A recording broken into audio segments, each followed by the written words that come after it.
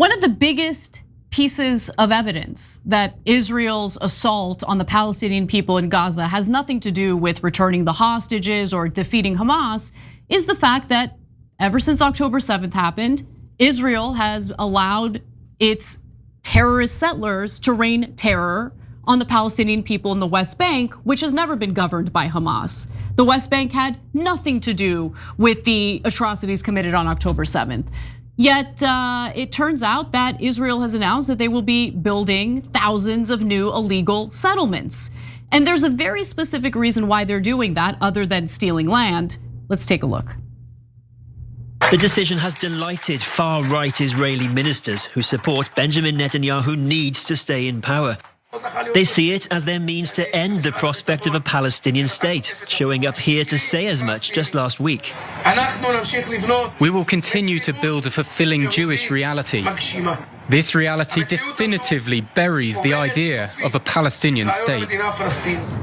The reason this issue is so central to the future of a Palestinian state is because we have East Jerusalem here with Ramallah to the north and Bethlehem there to the south. And Israel would put a brand new settlement right here, smack in the middle, separating those two cities from each other. So in other words, in an effort to further prevent the possibility of the formation of a Palestinian state, they're making a point to build these illegal settlements right smack dab in the middle of the West Bank, which would divide the enclave in half on purpose. Okay, so this has been the plan all along, guys. Can we please, for the love of God, stop with the dog and pony show? Stop repeating and regurgitating the lies of the Israeli government and Benjamin Netanyahu. This has never been about protecting the Israeli people from Hamas. This has never been about, ensuring that October 7th never happens again. This is the Greater Israel Project happening in real time with the United States paying for it in blood and in treasure. So my question to the American people is, what do you care more about? Building some other country's empire or taking care of our own people? Because it disgusts me that we support these people. We should not be supporting these people. Of course not.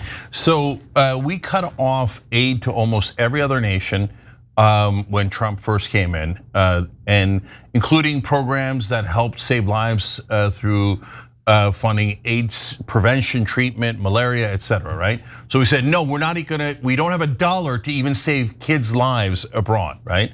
The only country we didn't cut off aid to was Israel and its allies, Egypt and Jordan, because they work with the Israeli government. Okay, so now they say we don't have money to help anyone, but we do have the money to help Israel commit a genocide. You better watch out, Egypt and Jordan. They're coming for you next. Of course they are. Be good boys and kneel to your daddies, okay, over in Israel, and get ready for them to steal some of your land. I hope you're ready. No, but the Egyptian people and the Jordanian people are not in favor of it. It's their government. It's their deeply corrupt governments who are on their knees every day to the Israeli leaders. But to be fair to those leaders, so are our American leaders. Trump and Biden have spent the entire time on their knees. And so they say, Biden pretended that he cared about the Palestinians as he wrote a $20 billion check to Israel to finish them off. Like, no one has helped this genocide more than Joe Biden. So even Trump, in his infinite madness and its despicable actions in this regard, basically greenlighting the genocide, greenlighting the division of the West Bank, he didn't send as much money to Israel in the middle of a genocide as Joe Biden did. Okay, now, if you think Biden and Trump are terrible, you're absolutely right. They're the bottom of the barrel. They work for Israel, they're disgusting. And our Congress agrees with them nearly 100%, okay? So here give you an example. Because a lot of people in the rest of the world might not know that the American people have already flipped. They might think that we are represented by our politicians because we're a democracy. That's not remotely true. 58% of Americans say not only should we not give money to Israel, we should recognize Palestine as a state, right? 58%. Now, do you know how many members of Congress agree with that position? 2%. So wait a minute, 6 out of 10 Americans want us to recognize Palestine because Americans are good, decent people. They go, those are human beings. Why should they be the only people in the world who can't have sovereignty and independence in a state?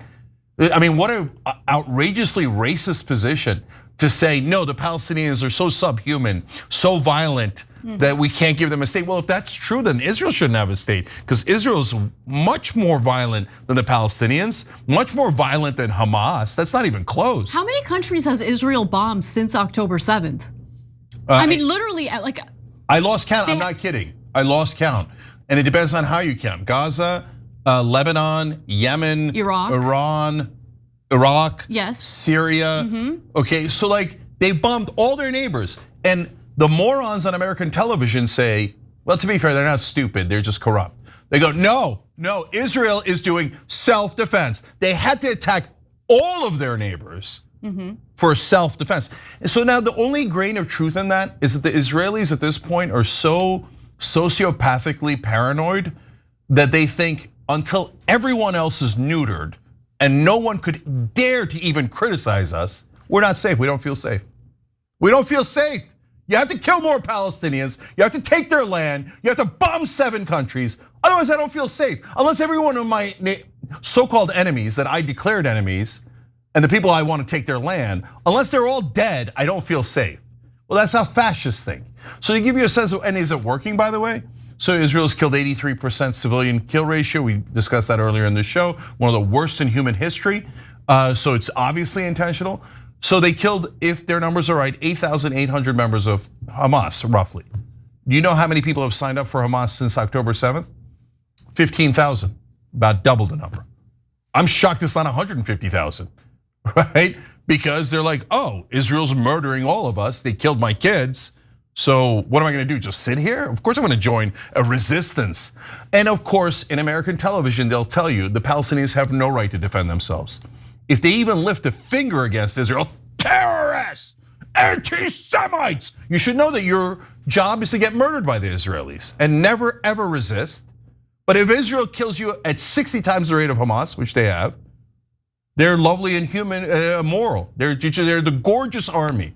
And they have every right to murder your kids as long as they want. By the way, they've murdered 500 times the number of children that Hamas has.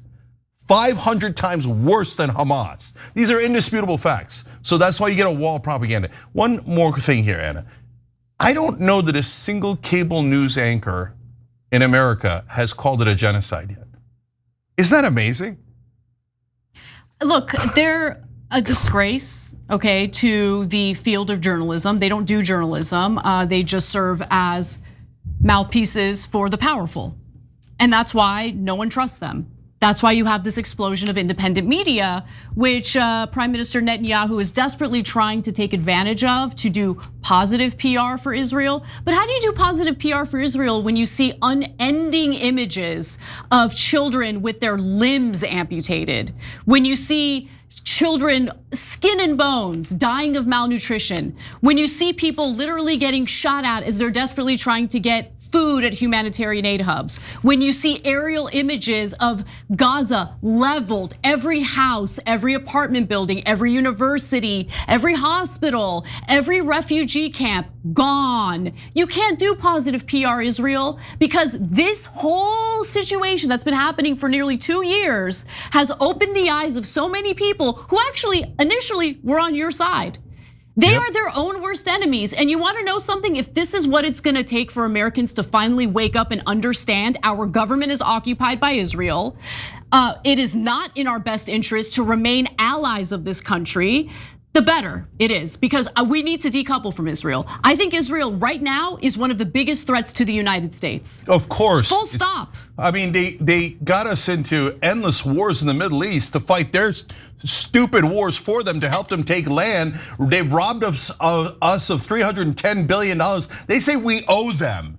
We don't owe you. What do we owe you for? Are you nuts? No. And by the way, for all the people in this country, whether they're Israeli or whatever, who are diehard fanatics for the state of Israel, you know what? God bless you. Go live in Israel. Yeah, get out of here. Why are you in America? Why are you in America if you love Israel so much? Go live in Israel. In fact, more importantly, they desperately need 10,000 additional members for their military. Go fight.